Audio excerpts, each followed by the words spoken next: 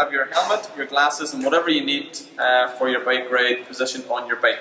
When you come into T1, the first thing you have to do is get your helmet on. You cannot touch anything else apart from touching your helmet first. So it's important to make sure that any other stuff you have, for example your glasses and things, isn't in your way and is positioned in a way that it's going to be easily accessible to you. You can use the brake levers here just to put your helmet on the side. Now make sure it's pretty robust and it's not just hanging, it's going to fall off when it gets a little bit of a knock. Make sure that it's nice and tight on there. Face it in the correct direction, grab by the clips, get it onto your head and clip it on. Then you can grab your glasses. If maybe some people might have some gels or some food and stuff they have, that could be taped onto your bike, or it might already be in your suit. But try and minimize the amount of stuff that you have here, because you're trying to get out here as quickly as possible.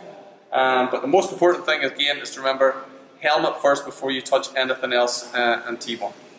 We've covered most of the most important points that we should feel in T1. Is there anything you should want to tell the athletes? I guess transition, from the swim to the bike, it's generally a bit chaotic, and most people are just delighted because they've gotten out and survived the swim.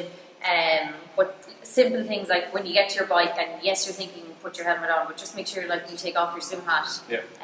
I think we've all seen one or two people do that before. And just try not to rush it. Obviously, you're trying to gain time, but if you just have little steps, so as you said, helmet, get the bike off, and then be thinking about your mount line. So just have three things: helmet, bike, mount.